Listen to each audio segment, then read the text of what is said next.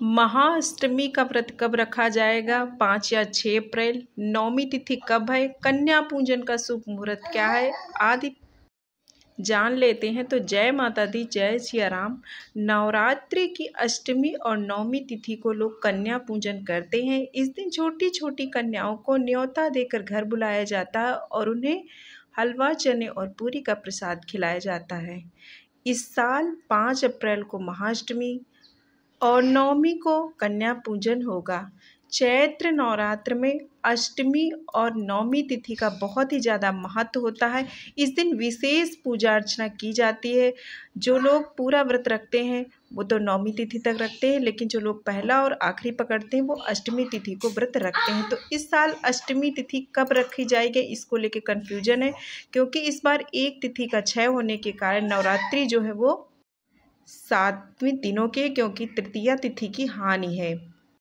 अष्टमी तिथि को माँ महागौरी का पूजन का विधान है, तो नवमी तिथि पर माँ सिद्धिदात्री की पूजा होती है। अष्टमी और नवमी दोनों तिथि पर कन्या पूजन किया जाता है और महाअष्टमी का व्रत जो है वो सभी लोग रखते हैं और इसी दिन ही माता का विशेष श्रृंगार किया जाता है और उसी दिन रात्रि जागरण वगैरह भी किया जाता है।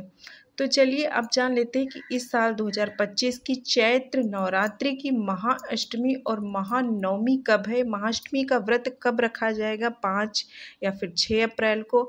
नवमी तिथि कब होगी और कन्या पूजन का शुभ मुहूर्त क्या होगा?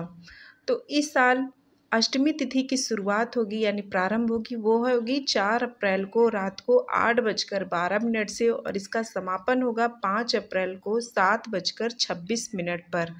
तो उदया तिथि के अनुसार इस साल अष्टमी तिथि का व्रत जो है वो रखा जाएगा 5 अप्रैल दिन शनिवार को। एक तिथि की हानि होने के कारण इस बार 7वें दिन ही अष्टमी हो जाएगी, इसीलिए 5 अप्रैल को अष्टमी तिथि का व्रत रखा जाएगा और 6 तारीख को नवरात्रि की नवमी तिथि और साथ में राम नवमी भी रहेगी। इसी दिन कन्या पूजन भी किया जाएगा और कन्या पूजन के साथ ही कुछ लोग जो इसी दिन पारण भी कर सकते हैं, अन्यथा आप 10वीं तिथि में पारण करेंगे। तो कन्या पूजन का जो शुभ मुहूर्त होगा अष्टमी तिथि पर वो होगा 5 अप्रैल को सुबह में 11:59 से लेकर 12:29 तक आप कर सकते हैं। इसके साथ ही महानवमी पर कन्या पूजन का मुहूर्त जो होगा वो होगा 6 अप्रैल को सुबह 11:59 से लेकर 12:50 तक। ये बहुत ही शुभ मुहूर्त है। अब चलिए जान लेते हैं कि अष्टमी और नवमी की पूजन विधि क्या है।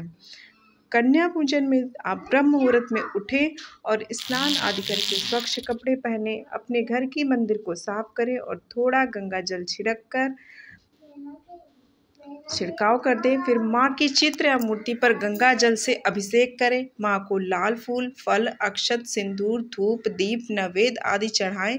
फिर देवी को उनका प्रिय भोग लगाएं। अष्टमी को माँ महागौरी की पूजा होती है और नवमी को माँ सिद्धिदात्री की, और माँ सिद्धिदात्री को इस दिन माँ को खीर, पूड़ी, चने आदि का भोग लगाया जाता है। इसके साथ ही आप विशेष इस दिन श्रृंगार करें। अष्टमी के दिन श्रृंगार चढ़ाया जाता है माता को और इस दिन रात्रि जागरण वगैरह भी किया जाता है। तो इसके बाद आप दुर्गा चालीसा और दुर्गा सप्तशती का पाठ करें।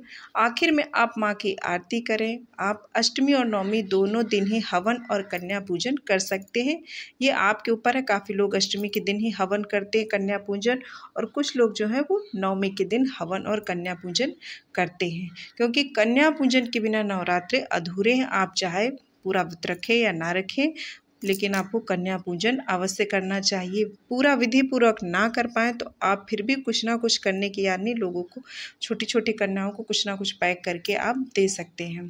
नवरात्रि में कन्या पूजन करने से माँ की विशेष कृपा होती है और माँ को प्रसन्न करने से मनोवांछित फल की प्राप्ति होती है। इसीलिए कन्या पूजन को, माँ के नवों रूप को, 9 कन्या को उन्हीं का रूप मानकर उनको भोग लगाया जाता है और माना जाता है ये छोटी कन्याएं ही माँ दुर्गा के 9 स्वरूप होती हैं। इनका पूजन करना, सम्मान करना और माँ दुर्गा की पूजा के उपासना के समान होता है।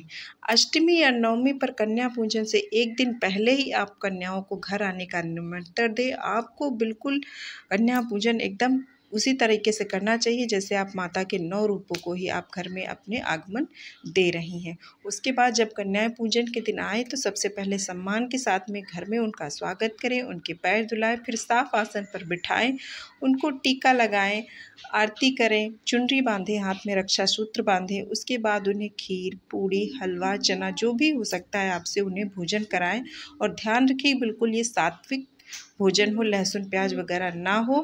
फिर भोजन के बाद हाथ धुलाकर उन्हें दान दक्षिणा, उपहार स्वरूप श्रृंगार का या जो भी उपहार आप दे सकते हैं उन्हें देकर पैर छूकर प्रणाम करें और माँ के जयकारे लगाकर उन्हें सम्मान पूर्वक विदा करें। उम्मीद है जानकारी पसंद आई होगी। मिलते हैं नेक्स्ट वीडियो में, तब तक के लिए जय श्री राम।